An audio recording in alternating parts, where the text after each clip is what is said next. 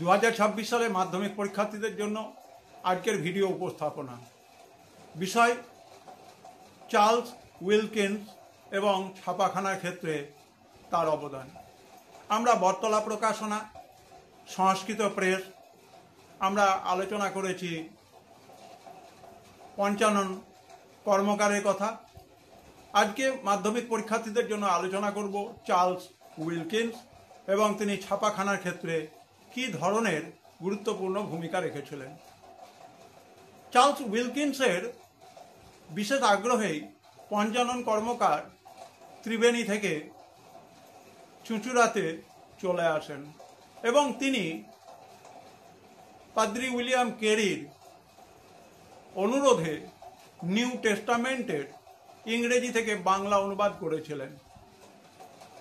সেদিনে Charles Wilkins Panchanan কর্মকারকে আমন্ত্রণ না জানালে হয়তো আমরা এত কিছু ছাপাখানা জগতে পেতাম না। ফার্স্ট টাইপ, বিন্যাস, লাইনোটাইপ সমস্তটাই কিন্তু এই বাঙালি ছাপাখানার কারিগরের হাত ধরেই হয়েছিল। এখন আসা যাক চার্লস উইলকিন্স কি করলেন।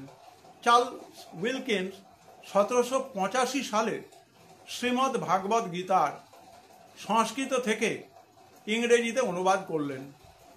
দ্বিতীয় হচ্ছে, চার্লস উইলকিন্স এমন একজন ব্যক্তি যিনি ভারতবর্ষে ইন্দোলজিস্ট বা ভারতবর্ষ সম্পর্কিত যে পড়াশুনো ইন্দোলজি তাকে কিন্তু বিকাশ ঘটিয়েছিলেন।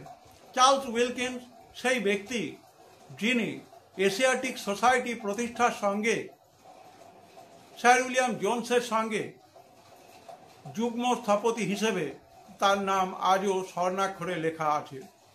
সুতরাং চার্লস উইলকিন্স ব্যক্তিগতভাবে পঞ্চানন কর্মকারকে আনার ফলেই আমরা দেখতে পাই এই বাঙালি প্রথম ভারতবর্ষে কোনো ব্যক্তি যিনি কিন্তু ফার্স্ট টাইপ অক্ষর বিন্যাস এবং 14টি ভাষায় তিনি বিভিন্ন ধরনের গ্রন্থকে অনুবাদ করেছিলেন এবং তিনি প্রথম যিনি দেবনাগরী স্ক্রিপ্টের ব্যবহার করেছিলেন, যাকে বলা হয় নাগরী।